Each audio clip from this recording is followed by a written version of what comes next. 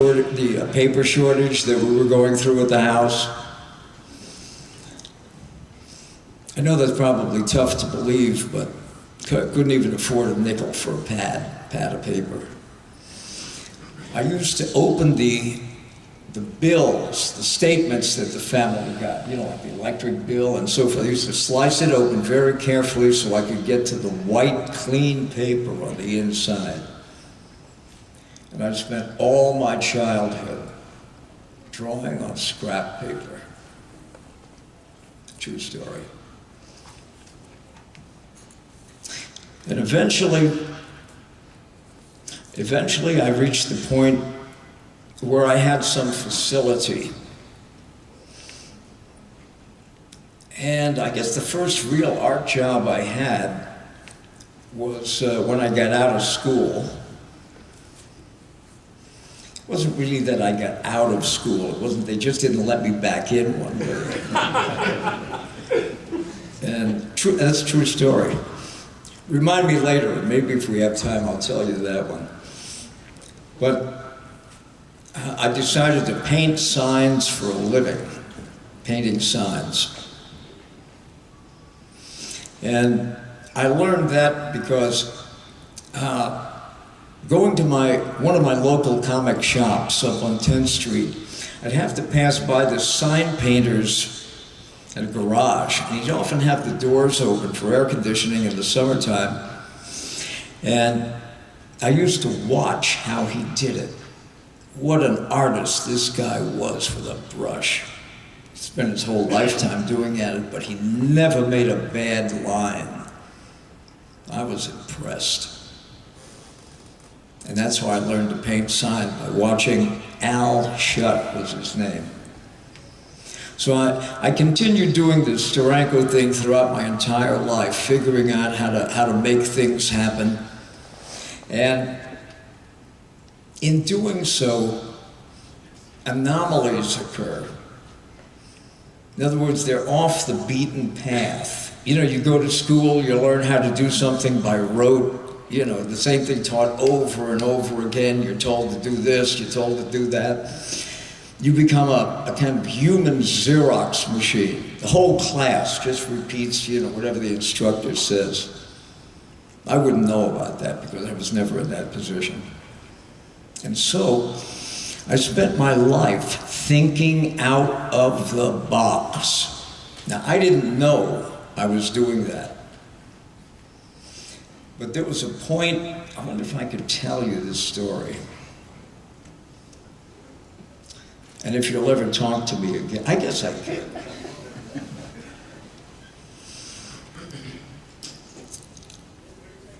There was a point in my life that I spent quite a bit of time in a pool room. That surprised you, a clean-cut guy like me, you know, spending time in a pool room, but hey, broke the mold. And for a while, I thought that I could get by.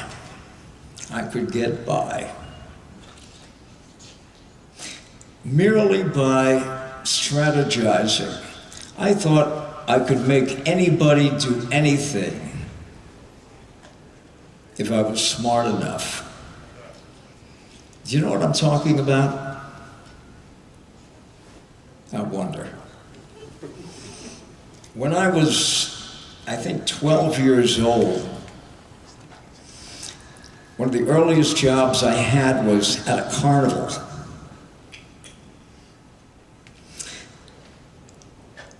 And I'm wondering if you really know this. I bet you have an inkling of it, but every single game in a carnival is crooked against you. You probably felt that once in a while, you know. After you lost about 10 or 20 bucks, you know, you probably got that feeling. And I think my best job at a carnival, and I'm still just a kid in my early teens, I was a shill. You know what that is? In carny talk, a stick. These are people that play the games on the outside. They're like one of the Johns, they're called in Carney talk, or rubes. And they play the house. And these are the guys that win the money.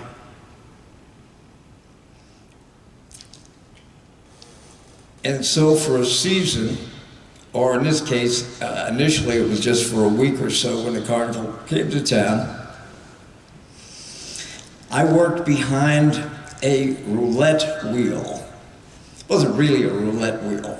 It was a wheel that was hung on a really crusty, beat to hell wooden post that chipped to death and looked like it was falling apart any moment. And here I am, this little 14-year-old kid, and I'm putting down like a nickel on black 9, you know, or a dime on red 20. And there are people surrounding me. They're putting dollar bills and quarters and half dollars down. Guy spins the wheel, the number would come up, and guess who would win? I would. And we'd play this game constantly through the whole day. People would finally say, what the hell's with this kid? Look at him cleaning up. Wow. I mean, it's just some dumb kid. Hey, I gotta put $3 on this number. The idea that Johns, that rubes would take professional thieves. What an insight that was for a 13-year-old kid. Well, during this experience, I began to do this. I began to work the crowd. It's called the tip in Carney talk. I began turning the tip. If somebody was, losing a couple of dollars along the way, I'd turn around to the guy and I'd say, I've had a really lucky streak. The guy was going to walk away. He was through.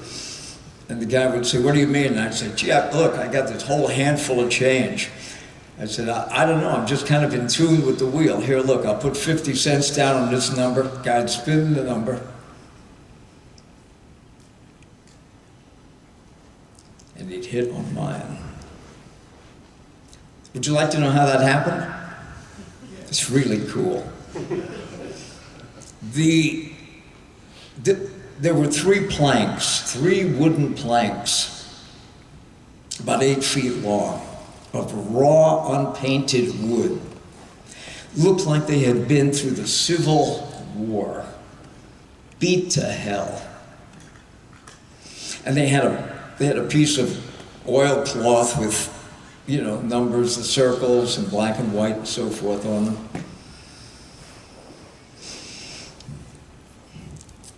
And the gaff was this: the interior of one of the boards, the one closest to the operator, was hollow.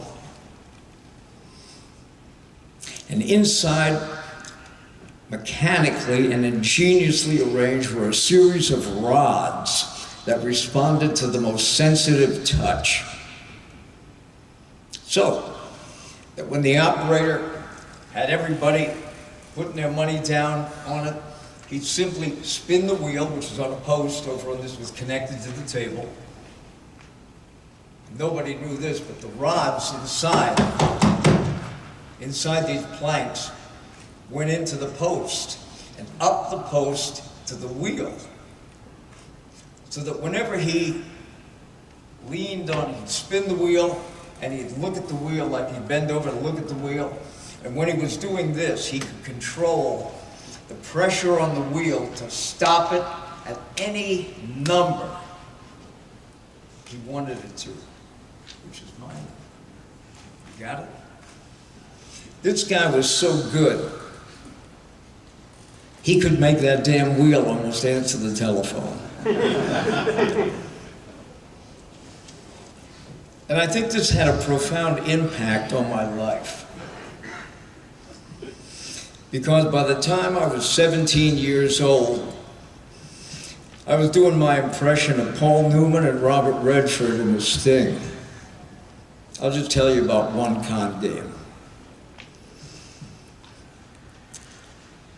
I had a very sharp girlfriend at the time, and she had real moxie. You know, moxie? I'm not talking about the soft drink moxie. She had nerve. And I had a car, it was an old car, a used car, that she would drive to the post office or any public, something like that, had public parking, but we used this particular location like every 2 or 3 days. And at the post office, people come and go often. You know, there's 6 spaces out front of the post office. People are driving in, leaving, putting their mail in, getting the hell out of there quickly. And she'd park in one of the spaces. And very soon, somebody else would come and park in front of her. And in backing up, they might tap the bumper. Because these are tight spaces. Do you follow me? We'll cut it out, it makes me nervous. And when they tapped the bumper, her bumper, my bumper, she was alone in the car. I was just observing. I was 40 feet away. When they tapped her bumper, it would fall off. And she'd jump out of the car and she'd go, "Oh my God, my husband is gonna kill me. Look what happened." The guy would get out of the car and he'd see that bumper laying on there. "But I just tapped you a little bit." "I know," and she'd go into this hysterics. You know the phrase, you can't cheat an honest man? That's what cons are based on. So like, you can't be too sympathetic to the suckers because they're looking to take you. You know what I mean? Huh? And so she'd say to this guy, "What do you think it would cost to have this bumper repaired?" And the guy'd be going, "Oh my God, I mean, like $400, And she'd say, "I wonder if I could get it done for $35. Invariably, faster than the eye can perceive, that guy'd be reaching into his pocket with, bringing out a $35 bill, putting it in her hand and say, "Sold. Take care of it for me, will you, sweetheart?" And then when he'd drive away, we'd put the bumper back on, go up the street and do it again.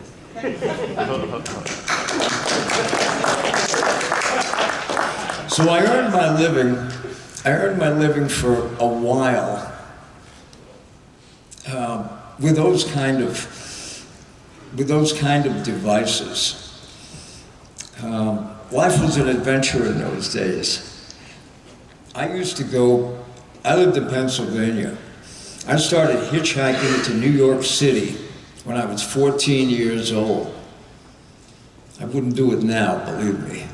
But I mean, it was even dangerous then. Hitchhiking through 3 states to get to Manhattan. Manhattan was a dream for me. I grew up in a shack. There was no hot water. We had no bathtub. We cooked on a coal stove.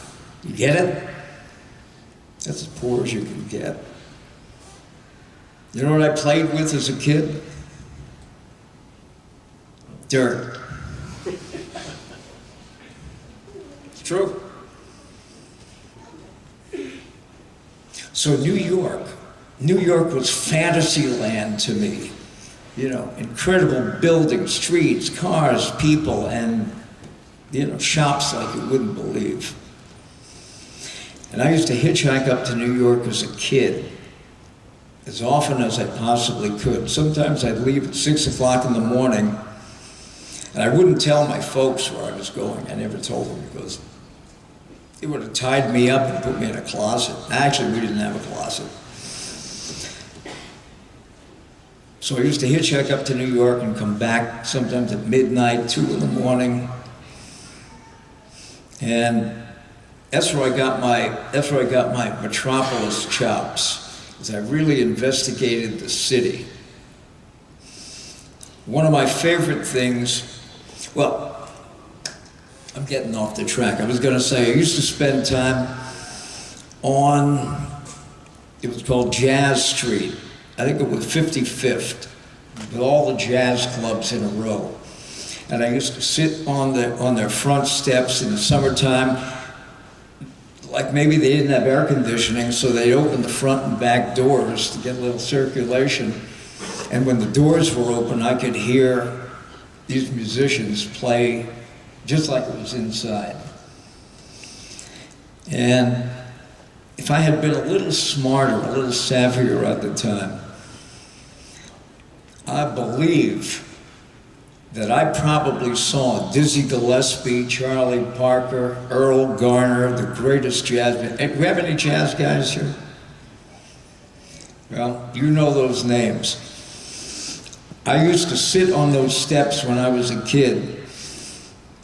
These cool black guys would come out, they'd be wearing hats in the middle of summer because that's what they did, and that was just too cool. And they'd often talk to me. How was the set tonight, kid?